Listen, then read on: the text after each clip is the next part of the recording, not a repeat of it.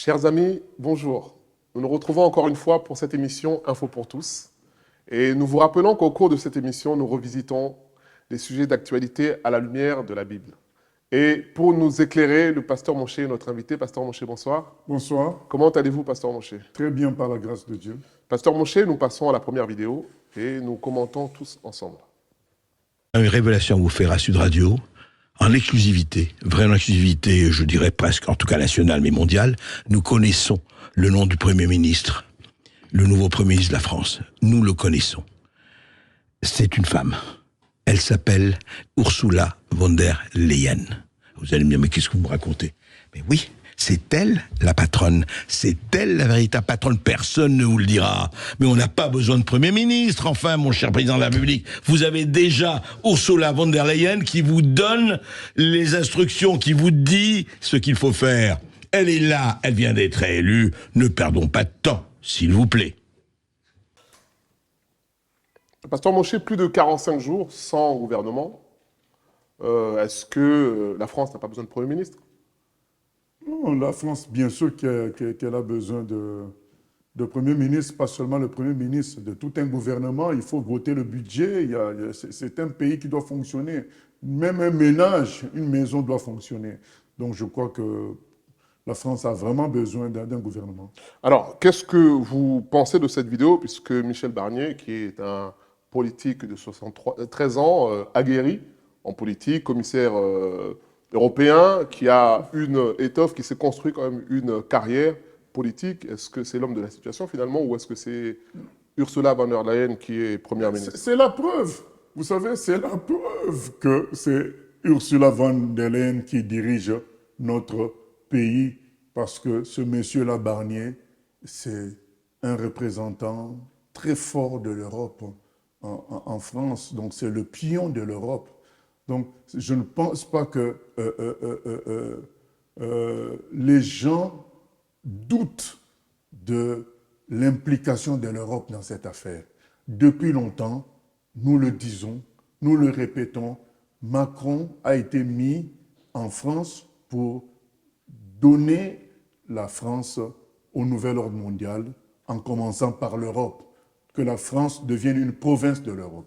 Pensez-vous que tout le scénario, hein, tout ce qu'on a connu avec la dissolution de façon tellement surprenante, tout ça, c'était finalement une orchestré pour en arriver là, nous fatiguer. Il fallait nous fatiguer. Vous savez, quand quelqu'un est fatigué, il accepte les choses beaucoup plus facilement.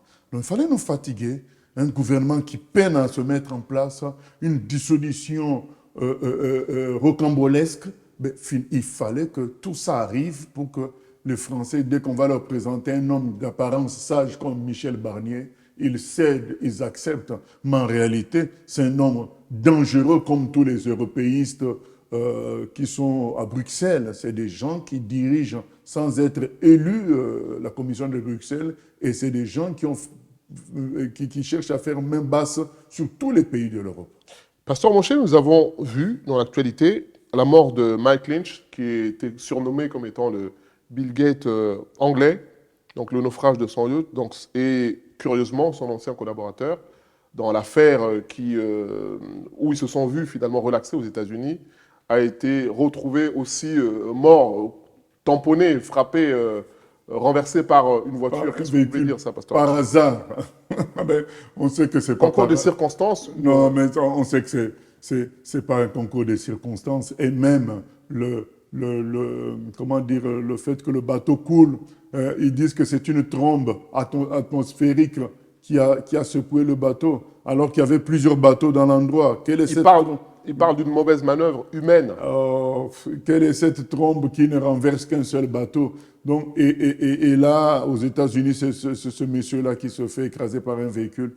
Donc, il n'y a pas de coïncidence. C'est tellement clair que voilà, les gens, on leur fait ça, on nous fait ça pour nous dire vous êtes bêtes, on va vous faire des choses les plus évidentes, mais vous n'allez même pas réagir. Donc, c'est clair que ces deux personnes ont été assassinées. Voilà, c'est des règlements de compte.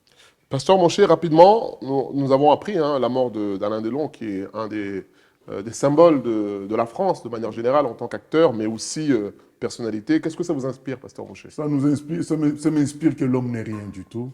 Nous voyons l'image d'Alain Delon dans les années 70, années 60, encore un peu années 80.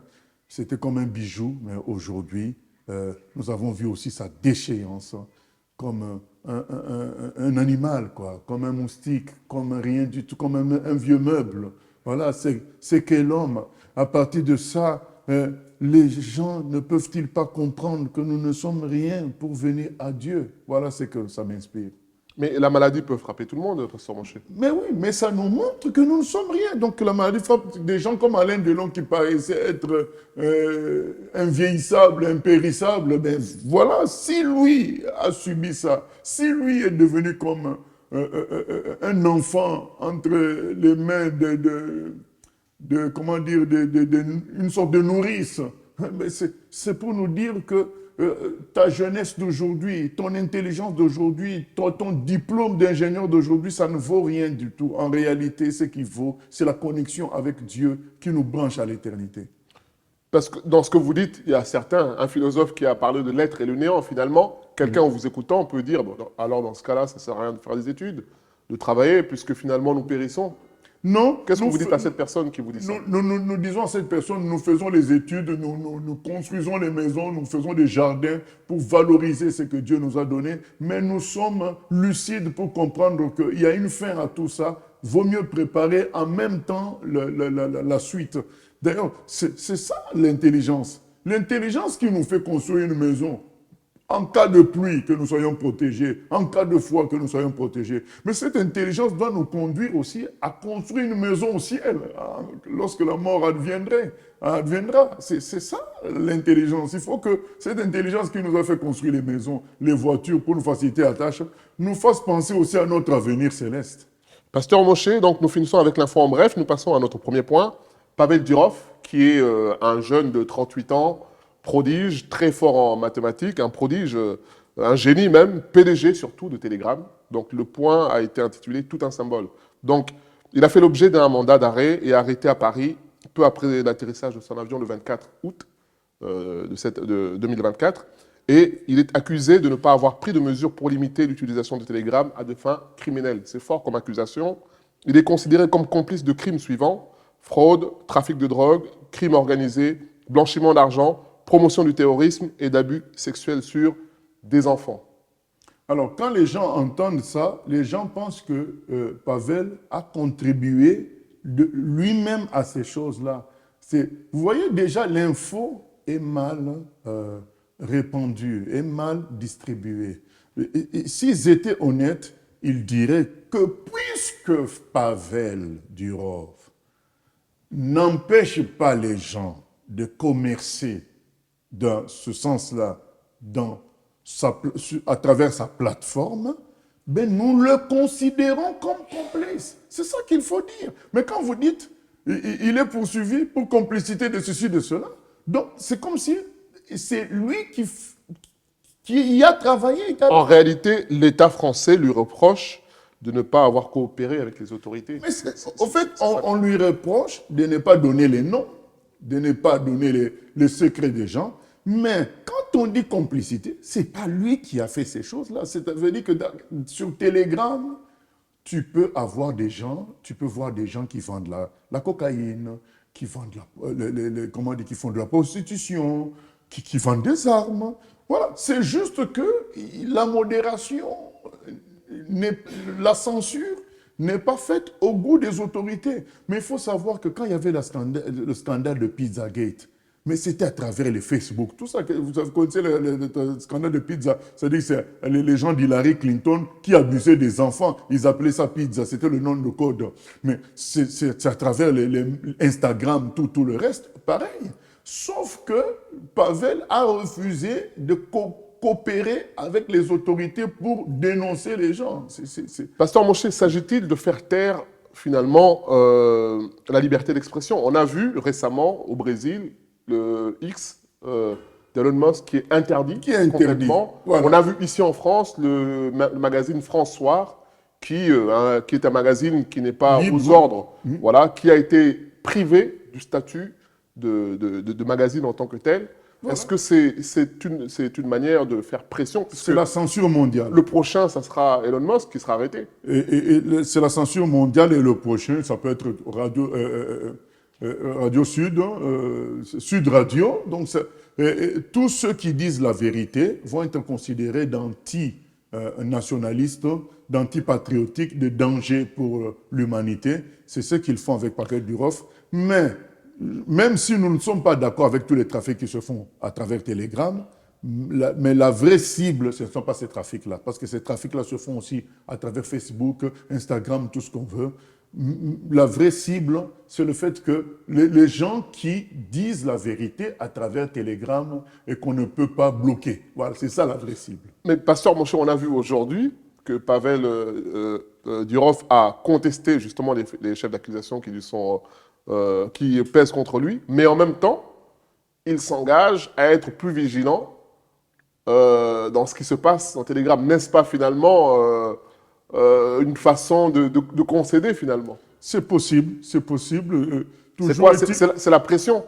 La pression est trop forte. Que oui, quand un État, des États, parce que là, en réalité, derrière ça, ce n'est même pas la France. Vous savez que la France a donné la nationalité d'une manière exceptionnelle à Pavel Durov. Donc, sans respecter les procédures normales. Donc, ça veut dire que c'était un allié de la France. Quand il a fallu combattre, parce que Pavel Durov se retrouve à Dubaï parce qu'il n'a pas voulu collaborer avec Poutine à l'époque. Voilà. Donc, oui, mais on lui reproche aujourd'hui d'être proche du Kremlin. Mais c'est du mensonge. Et le Kremlin, justement, face à l'arrestation de M. Durov, a justement déploré la dictature de la France en disant que c'était une décision politique. C'est une décision politique. Donc, c'est contradictoire avec ce que vous dites. Non, puisque s'il est pour la France, naturellement, la Russie devrait être contre lui. Mais là, la Russie dénonce la France. La Russie doit réagir selon ses intérêts déjà. Là, c'est la France et l'Occident qui est en mauvaise position de dictature. La Russie va les accuser. Mais il y a aussi le fait que la Russie doit réagir puisque c'est un ressortissant russe. Donc c'est normal qu'il défende un citoyen du pays. Mais il faut comprendre que Pavel Durov a été rendu français en sautant les procédures. Ça veut dire qu'il a rendu service à la France. Mais à tout ça à cause du refus de céder à Poutine. Et aujourd'hui qu'il refuse de céder aux Occidentaux, nous voyons, c'est le même traitement, même pire que cela. Maintenant, nous ne savons pas, est-ce que dans la suite, il gardera son indépendance? Nous allons voir.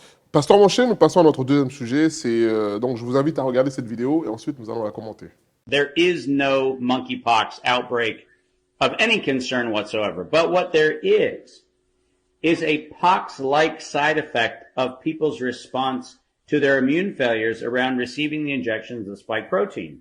It's important to build a cover story that says that when somebody has a thing that looks like a rash that advances to quite serious disease and sometimes actually fatal outcomes, what is being done is they're selling the side effect of the COVID injection as a new outbreak.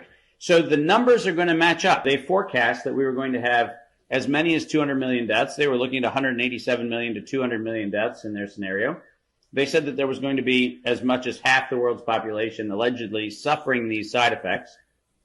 They called it from the infection. But the point is, yes, we should be concerned, but we shouldn't be concerned about monkeypox. We should be concerned about the fact that the institutional lie is being sold to cover up a genuine consequence of the mRNA injection. And they knew that was coming. There was no question that this was going to be coming. Le pasteur Monché, ce médecin, docteur David Martin, dit que l'histoire de la variole du singe, finalement, n'est qu'un écran de fumée pour cacher, en réalité, des effets secondaires massifs des vaccins. Des injections contre le Covid. Voilà, qu'eux, ils ont appelé vaccin, c'était du mensonge.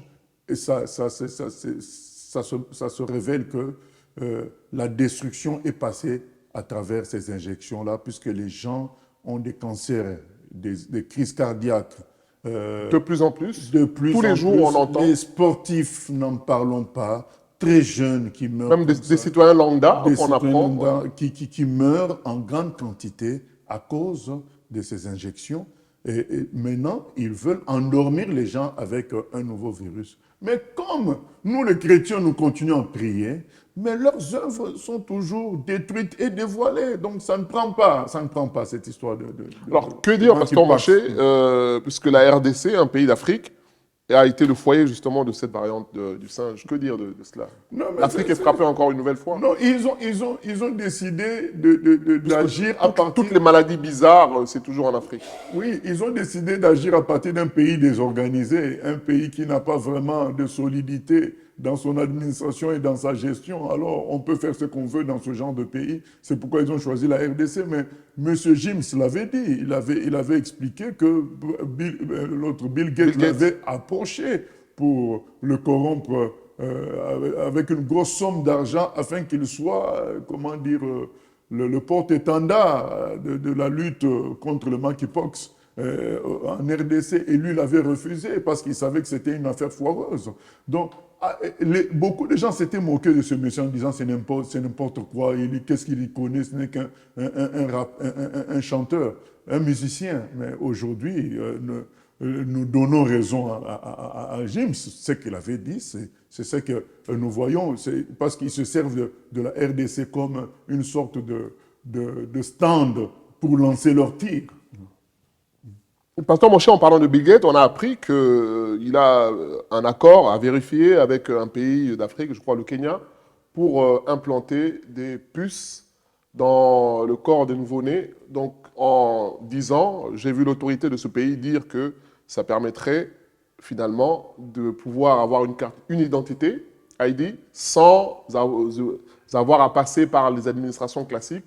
Donc, tu es enregistré et qu'est-ce que vous pensez de... C'est une avancée technologique, c'est plutôt une bonne chose. Non, c'est une avancée diabolique pour contrôler les gens et décider de l'avenir de l'humanité, mais ça ne marchera pas.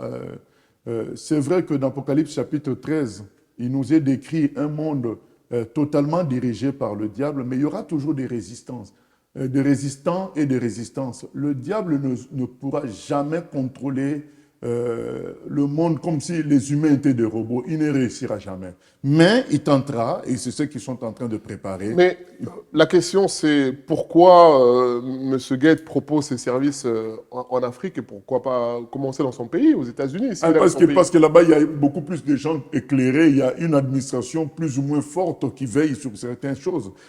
Donc au Congo, s'il y a le désordre, ben, on peut faire ce qu'on veut.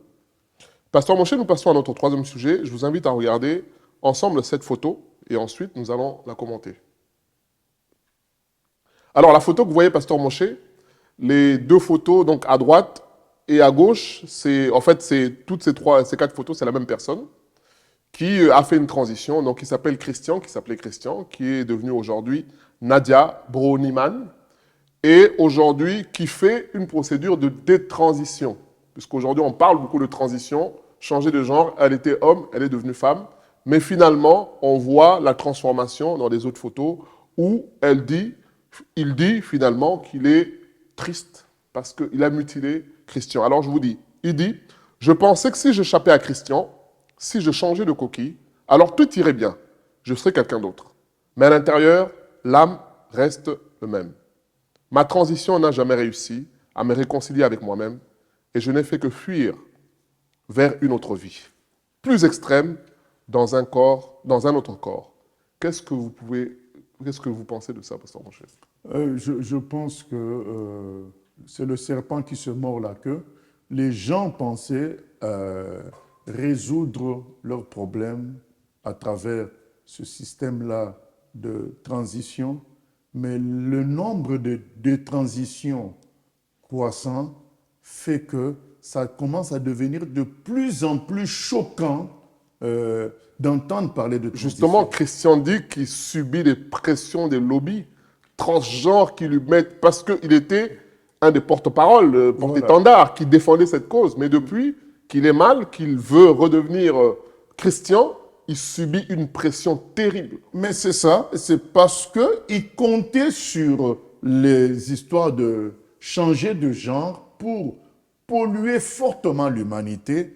Mais là, le nombre de transitions augmentant, ça fait que leur stratégie, va jouer contre eux.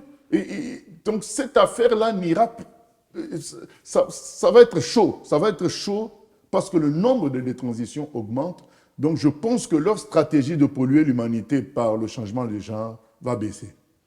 Pasteur Moshe, le gouverneur de Californie, propose une loi interdisant les employés, donc de son administration, de prévenir les parents si leurs enfants souhaitent utiliser un prénom autre que celui qui figure sur le certificat de naissance. Un exemple, un enfant qui s'appelle Micheline, par exemple, va dire à l'école, non, je m'appelle Grégoire. On ne va pas prévenir les parents. Qu'est-ce que vous pensez de cela? C'est une avancée, ça. C'est une abomination et c'est tellement fort. Voilà. Vous rendez compte que c'est l'école qui va décider de l'avenir d'un enfant. Donc, c'est une spoliation, une confiscation. Je ne sais pas comment dire. C'est de la dictature au plus haut niveau. Cela montre le cœur de ces gens-là, comment il est mauvais. Comment il est mauvais. Donc, un enfant qui a grandi dans une maison élevé par des parents qui ont souffert, qui l'ont protégé, qui l'ont aidé, qui l'ont instruit. Et vous, de l'école, vous voulez décider sur cet enfant-là. Qui êtes-vous? C'est vraiment, c'est horrible, c'est horrible. Pasteur Moshe, nous passons à notre dernier sujet, Info chrétienne. Donc nous avons vu encore aujourd'hui des accusations de violences sexuelles contre l'abbé Pierre, qui est une figure de solidarité, donc avec une association qui a été une fondation plutôt Abbé Pierre qui récolte beaucoup d'argent et qui aide aussi les sans-abri, les pauvres. Et donc aujourd'hui, à ce jour, donc 17 nouvelles accusations, en plus des accusations qui avaient déjà été portées à la connaissance du grand public, donc depuis les années 70 jusqu'en 2000. Qu'est-ce que vous pouvez dire de cela? Et la fondation Abbé Pierre décide finalement de changer de nom. Je veux dire que l'idole est tombée. Voilà. Les gens ont pris cet homme comme une sorte de divinité. D'ailleurs, l'une des personnes qui a été violée, elle dit, mais c'est quand Dieu te fait ça, tu n'as rien à dire. Mais non, ce n'était pas Dieu. C'était un humain qui te faisait ça et que tu as idolâtré. Donc l'idolâtrie finit toujours mal. Il est écrit dans la Bible, il n'y a point de juste, même pas un seul. Donc lorsque, en rejetant le véritable Dieu, on se fait un Dieu, soit une statue, soit un masque, soit un humain, ça finit toujours par des grosses déceptions de ce genre-là. Et donc, que les gens se réveillent et viennent au Dieu invisible, le Créateur, qui est plus que tout l'univers dans sa grandeur. Il est infini. C'est en lui que nous devons croire. Pasteur Moshe, si celui qui vous écoute vous pose la question, puisque, comme vous dites, tout le monde, finalement, a une corruption, personne n'est juste, qui suivre alors? Jésus-Christ. Il est le seul qui n'a jamais péché. C'est lui le Fils de Dieu. Il est ressuscité. Il prouve ça. Comment il prouve ça? Le jour où il est mort, le troisième jour, il est ressuscité. Il est mort, pas à cause de lui-même, mais à cause de nos péchés. Et de lui-même, il est revenu à la vie parce que lui, il était incorruptible, donc son incorruptibilité a produit la résurrection. Donc, avec lui, nous sommes sûrs de ne pas nous tromper de personne, puisqu'il donne les garanties d'être Dieu et de nous amener au ciel. Pasteur Moshe, je vous laisse conclure. Qu'est-ce que vous pouvez dire? Je voudrais conclure en citant aussi un événement important. Dernièrement, dans le milieu chrétien, ça a été fêté les 150 ans de la lutte contre la lèpre. La lèpre, c'est une maladie fulgurante qui a détruit beaucoup d'humains autrefois qui étaient sans parade. Et beaucoup de missionnaires chrétiens, beaucoup d'organisations chrétiennes ont contribué à la disparition de la lèpre en accueillant ces gens, en les soignant. Et je voudrais parler aux chrétiens d'aujourd'hui que nous puissions nous connaître ces choses-là, qu'il y a 50 ans, 100 ans, beaucoup de chrétiens avaient exposé leur vie à s'occuper des lépreux et ont partagé l'évangile dans le monde entier de cette manière-là, à travers les léproseries. Et aujourd'hui, les chrétiens ne pensent qu'à leur confort et à leur succès. Nous devons revenir à l'essentiel du christianisme qui est de se diriger vers les perdus dans les deux sens, les perdus spirituels et les perdus physiques, pour leur dire, il y a une bonne nouvelle, Jésus-Christ peut changer votre vie.